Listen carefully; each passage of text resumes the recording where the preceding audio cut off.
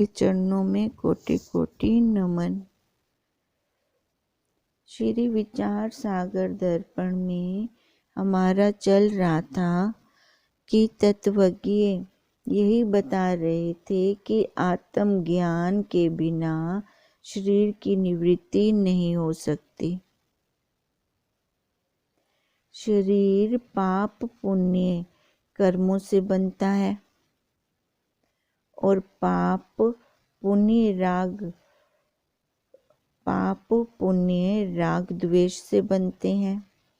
राग द्वेष अज्ञान के कारण होते हैं और अज्ञान अनुकूल प्रतिकूल दो में बैठने से होता है। अतः यह सिद्ध किया था कि इस भेद ज्ञान की निवृत्ति केवल आत्मज्ञान से ही संभव है और कोई हमारे पास है नहीं साधन जिससे हम इस शरीर की निवृत्ति कर सकें। क्योंकि ये शंकावादी को शंका हुई थी कि इस शरीर की निवृत्ति मैं कैसे करूं, तो उन्होंने बोला था कि खाली आत्मज्ञान से ही हम इस शरीर की निवृत्ति कर सकते हैं। अब उस शंकावादी को फिर से शंका हो रही है कि भगवान आपकी कृपा से यह तो समझ में आ गया कि मोक्ष का पहला अंश संसार की निवृत्ति। अब संसार की निवृत्ति मतलब कि इस शरीर की निवृत्ति।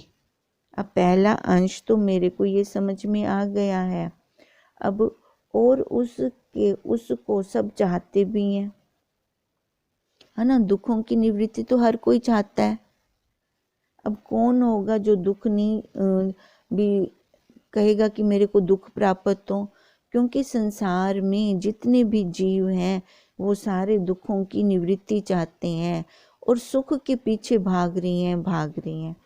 अब वो क्या कह रहा है शंकावादी, ये तो मेरे को बात समझ में आ गई कि जो पहला आपने मोक्ष के दो अंश बताए थे, पहला संसार की निवृत्ति मतलब सब दुखों से निवृत्ति और दूसरा ब्रह्म की प्राप्ति।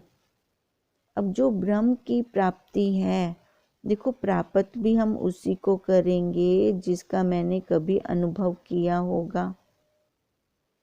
अब किंतु ब्रह्म का जब किसी ने अनुभव ही नहीं किया तो उसे कौन चाहेगा। अब दूसरा फिर यही इसका क्वेश्चन बन रहा है, फिर से यही इसको शंका हो गई कि पहला तो मैंने मान लिया कि वो आत्मज्ञान से ही इस संसार की निवृत्ति होगी।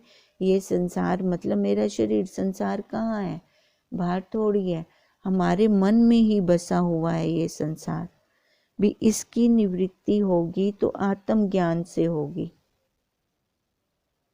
अब फिर उसको तत्वज्ञ कह रहे हैं कि तुम्हारी ये शंका ब्रह्म के स्वरूप को ना जानने से हो रही है, क्योंकि हम उसका स्वरूप नहीं जानते, ब्रह्म का स्वरूप नहीं जान रहे। अब ब्रह्म का स्वरूप क्या है? ब्रह्म नित्य सुख स्वरूप है। सत्यम ज्ञानम अनंतम ब्रह्म, वो हमेशा है, एक रस है। पर हम क्या जानते हैं, हम उसको सुख विषयों से ले रहे हैं। क्योंकि जो उसका वेद भी कह रही हैं कि वो नित्य सुख स्वरूप है, अनंत स्वरूप है। पर हमें जानकारी ना होने के कारण हम सारे जीव चाह तो सुख रही हैं, पर वो सुख हम कहाँ ढूंढते हैं? विषयों में।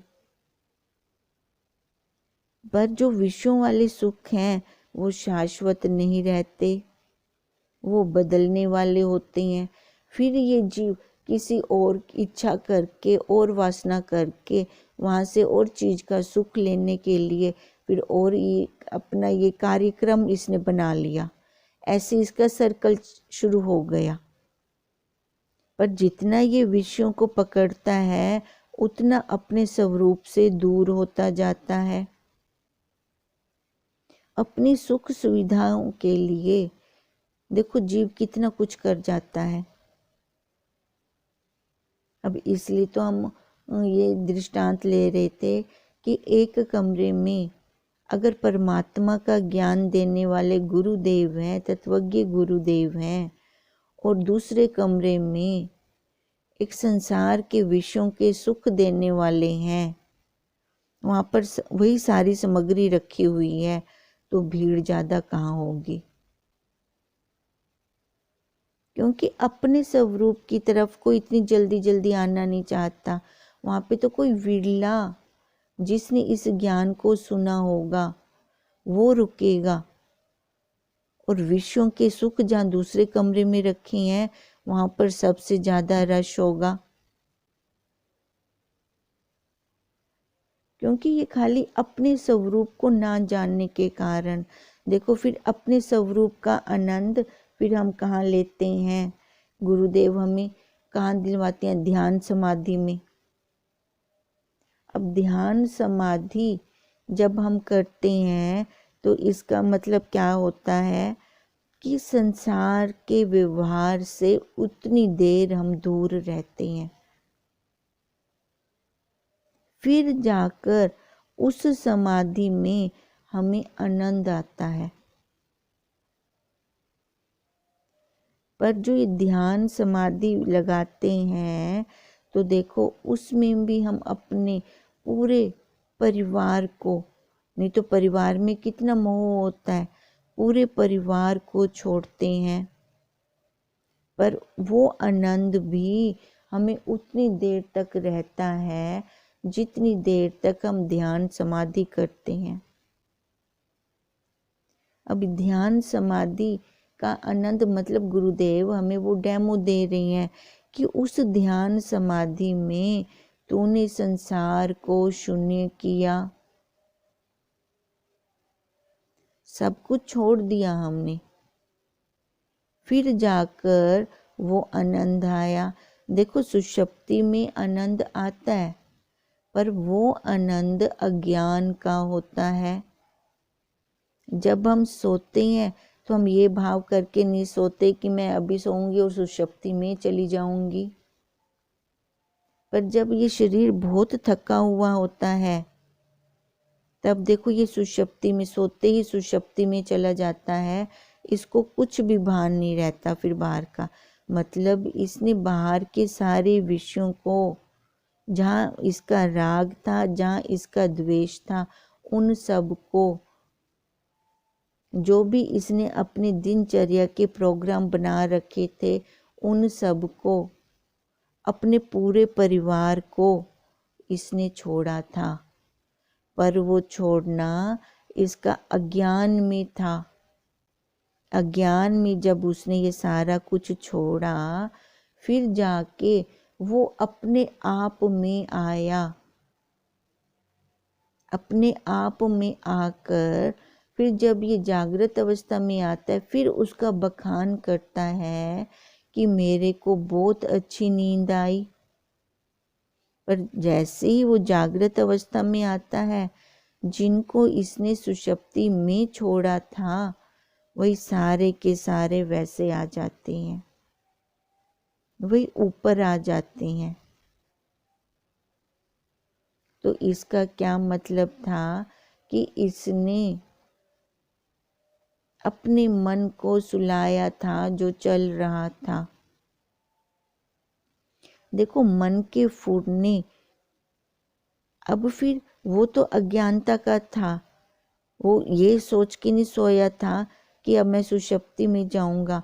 पर जब हम ध्यान और समाधि लगाते हैं ना, तो अंतःकरण से जान कर लगाते हैं, और बाहर भी कह के आते हैं, मेरे को उठाना मत, मेरे को डिस्टर्ब मत करना, मेरे को आवाज़ें मत लगाना, मैं अब ध्यान कर रहा हूँ, मैं अब समाधि कर रहा हूँ।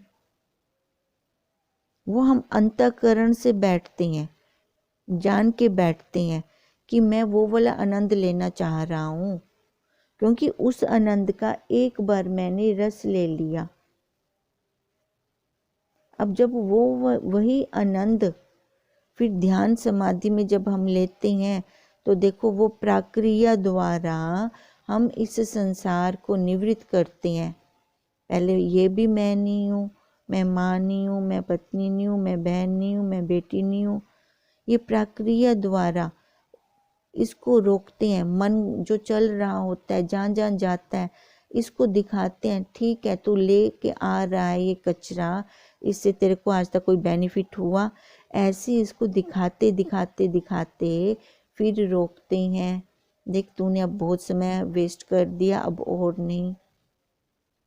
अब ऐसे रोक लगाते हैं, तब ये अपने स्वरूप में आता है, फिर उस अवस्था में आ जाता है जहाँ पर इसको कुछ भान नहीं होता। देखो बैठा तो ये अंतःकरण से था, पर वहाँ पर उसको अब कुछ भान नहीं है। अब यही वेद भी कह रही हैं कि सभी लोग सुख स्वरूप ब्रह्म को ही प्राप्त करना चाहते हैं, पर उनको पता नहीं है कि ये मिलेगा कहाँ पर, और वो सब कहाँ इसको ढूंढ रहे हैं? विश्व में।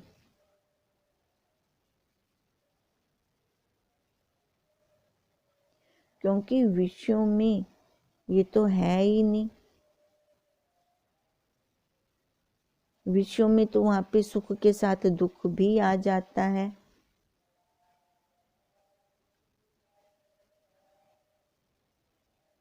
अब यहाँ पर शंकावादी ने एक बार शंका की थी ना, सारे लोग तो विश्व के सुख चाह रहे हैं। अब गुरुदेव उसका आंसर दे रही हैं कि ये बात भी तेरी ठीक नहीं है, क्योंकि वो सुख नहीं चाहते, वो अपना आत्मा का आनंद चाहते हैं, पर उन बेचारों को पता नहीं है कि वो मिलेगा कहाँ पे। वो तो तत्वज्ञ की शरण में जब जाते हैं तब ये राज खुलते हैं। वो जो विषयों का सुख लेना चाह रहे थे, वह सुख चाहे विषयों से मिले चाहे बिना विषयों के, जैसे सुषुप्ति और समाधि में। सुषुप्ति वाला सुख और समाधि वाला, समाधि में हम सबको छोड़ के, जान के छोड़ के बैठे हैं वहाँ पर। सुषुप्ति में हम जान के छोड़ के नहीं बैठते। और जो विषयों से मिलता है ना सुख, वो क्षणिक होता है, ज़्यादा देर नहीं रहता। और हम लोग क्या चाहते हैं कि हमारे पास वो हमेशा बना रहे, क्योंकि वो नित्य सुख स्वरूप है, आनंद स्वरूप है, वो सत्य है, कभी भी नहीं बदलता, तीनों कालों में एक रस रहता है, चिद है, वो जन्माता है हमें एक एक चीज को, ज्ञान करवा रहा है सब चीज का, आनंद स्वरूप है, और उसका खुद साक्षी का अपना आनंद है। जब वो सारे विषयों को छोड़ देता है तो देखो उसका खुद का अपना आनंद आता है कि नहीं आता। जो हमें गुरुदेव ने ध्यान समाधि में आनंद करवाया, वही आनंद हम अब बढ़ाना चाहते हैं। इस आनंद के पीछे तो ये संसार भाग रहा है, पर इसको पता नहीं है ये आनंद कहाँ मिलेगा। वो विश्व में ढूंढता है बेचारा जीव। जब उसका मन चल रहा होता है तो वो नींद भी नहीं कर पाता, तभी वो डॉक्टर के पास भी जाता है, और वो बेहोश करते हैं, इसके मन को बेहोश करते हैं, इसको सुलाते हैं। ये जीव बेहोशी में आनंद ढूंढ रहा है। जो ज़्यादा ड्रिंक करते हैं वो क्यों करते हैं? क्योंकि बेहोश होना चाहते हैं इस संसार से। अब इस संसार से बेहोश शराब पीकर नहीं हो सकते, नशे करके नहीं हो सकते, अपने स्वरूप में आकर हम हो सकते हैं। जब हम अपने स्वरूप में स्थित होते हैं तब हम इस संसार से बेहोश हो सकते हैं, और ज्ञानवान तो हमेशा उसी अवस्था में रहते हैं।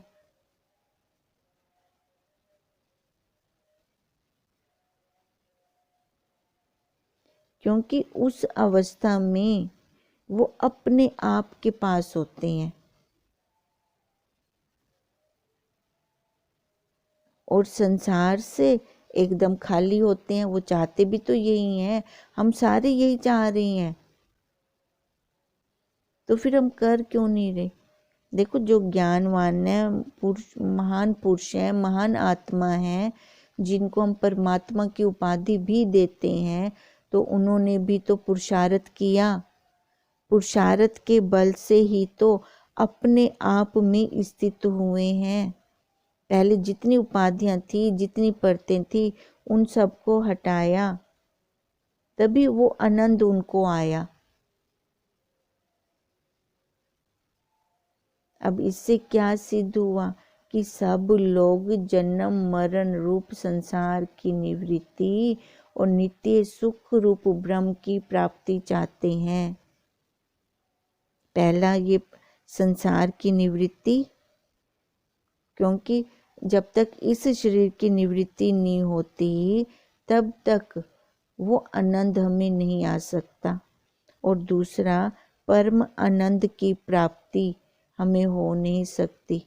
सारे यही चाहते हैं और इसी को ही अगर दूसरे शब्दों में कहते हैं तो मोक्ष कहते हैं। अब ये मोक्ष के दोनों अंश सिद्ध हो गए कि यही सब लोग चाहते हैं। सब मुमुक्षु होने के कारण अधिकारी हैं और ये इसलिए ये ग्रंथ निरर्थक नहीं है। यहाँ पे उस शंकावादी ने शंका कर दी थी कि ये ग्रंथ का प्रयोजन ही निष्फल है, क्योंकि पहला तो संसार की निवृत्ति कोई नहीं चाहेगा, भी विषयों को हटाना कोई नहीं चाहेगा, क्योंकि विषयों से उनको वो सुख मिल रहा है।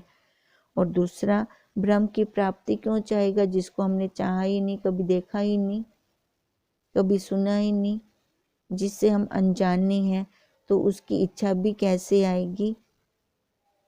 अब वो तत्वज्ञ गुरुदेव ने सिद्ध कर दिया कि हम सारे सुखों को चाहते हैं, पर वो सुख हम विषयों में ढूंढ रहे थे, इसलिए हमें आज तक मिल नहीं रहा था शाश्वत वाला। क्षणिक वाला तो मिल रहा था, पर उसके साथ दुख भी आ रहा था और वो हमें पसंद नहीं था। अब दूसरा दिखाया, पहला ये संसार की निवृत्ति, अब दूसरा उस ब्रह्मानंद की प्राप्ति कि हम आनंद चाह रहे हैं सारे ही।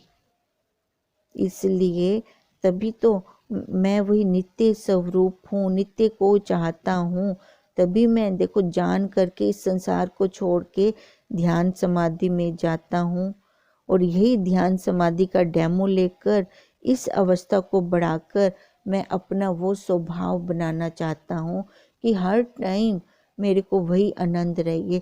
ध्यान समाधि भी उतनी देर की जितनी देर मैं लगाऊंगा, पर मेरे को तो ऐसा चाहिए कि जो कभी जाए ही ना। अब यहाँ से फिर वो शंकावादी शंका कर रहा है कि इस ग्रंथ के अधिकारी होने से इसका लिखना तो सार्थक हो गया, अभी ग्रंथ सफल हो गया लिखना। यह बात तो अब मेरी समझ में आ गई है, परंतु आपने इस ग्रंथ का जो विषय जीव और ब्रह्म की एकता बतलाई है वह समझ में नहीं आई, क्योंकि जीव तो 5 क्लेशों से युक्त है और वो ब्रह्म 5 क्लेशों से रहित है, तो दोनों की समानता कैसे हो सकती है। जीव तो ये नित्य सुख चाहता है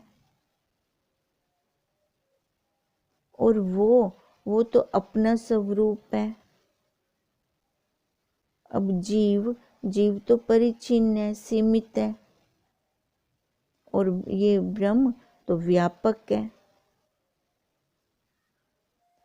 अब ये दोनों एक कैसे हो सकती हैं, दोनों ही बिल्कुल विरुद्ध धर्म वाले हैं। ये जीव का ब्रह्म से ये एकता तो किसी प्रकार से सिद्धि नहीं हो सकती। आपने कैसे फिर इस ग्रंथ के अंदर कहा कि इसके अंदर क्या दिखाया गया है विषय? जीव और ब्रह्म की एकता। जीव अनेक, ब्रह्म एक। ये बिल्कुल विरुद्ध धर्म वाले जीव का ब्रह्म से एकता कैसे होगी? और यदि हम हठ से जीव को ब्रह्म एक समझने के लिए जीव को अनेक ना समझकर एक मानेंगे, तो एक जीव के सुखी दुखी होने पर सारे सुखी दुखी होंगे। फिर एक को जब ज्ञान हो गया तो सभी को ज्ञान हो जाए, पर मैं तो ये देखता ही नहीं हूँ, मेरे को तो ये समझ में ही नहीं आता। अब जीव के अंदर तो वही है, वही 5 क्लेशों से युक्त है।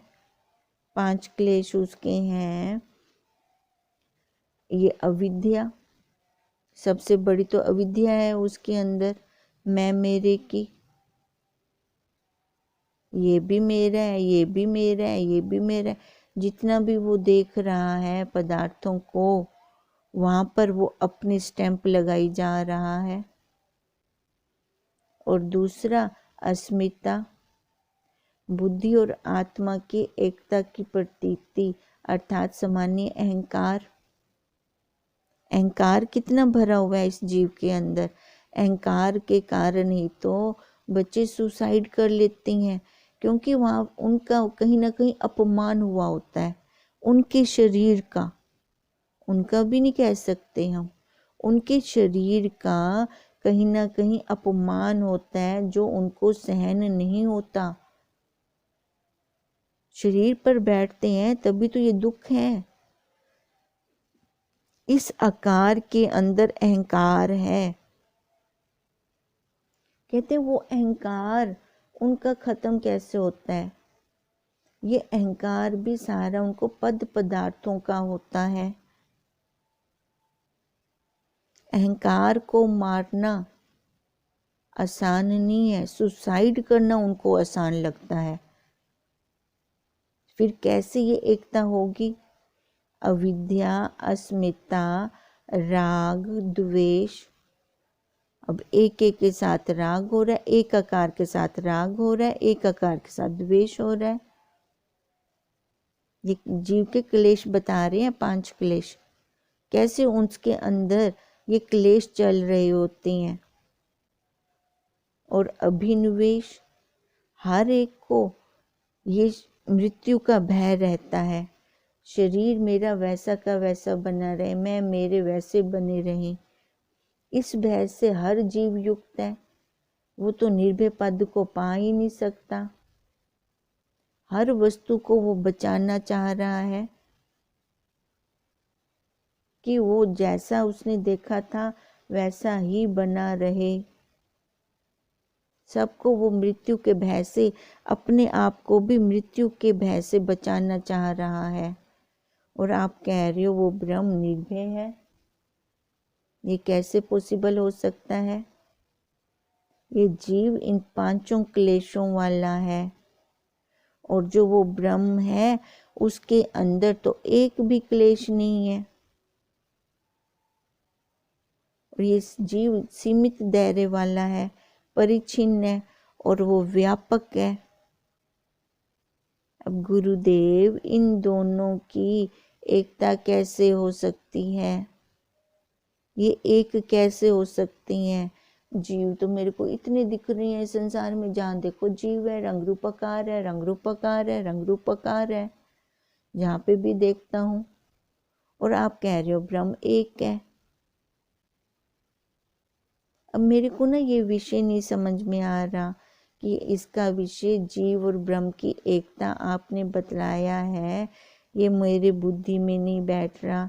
अगर जीव और ब्रह्म एक होता तो एक को ज्ञान हो जाए, एक जीव को तो सभी को ज्ञान हो जाना चाहिए, सभी मुक्त हो जाने चाहिए, पर ऐसा तो नहीं है। अब यहाँ पर तो मेरे को ये भी दिख रहा है कोई मुक्त है तो कोई फंसा हुआ है, पर ब्रह्म एक है, सबके अंदर वही है। तो एक मुक्त हो गया तो सारे मुक्त हो जाएं। अब ये उसकी शंकावादी की शंका चल रही है। अब इस शंका का निवारण हम कल करेंगे। इसको बिठाना है अपनी बुद्धि में कि उसकी शंका कैसी है। ध्यान से ये सारा जितना हमने आज किया तो थोड़ा सा है, पर इसको एक बार फिर से रिपीट करेंगे। एक बार फिर से रिपीट कर लोगे घर पर तो आराम से फिर हमें समझ में आएगा। कल इसका हम आगे आंसर करेंगे कि गुरुदेव क्या आंसर दे रहे हैं उस शंकावादी को। ओम ओम तम नमामि हरिं परम। ओम तम नमामि हरिं परम। ओम तम नमामि हरिं परम।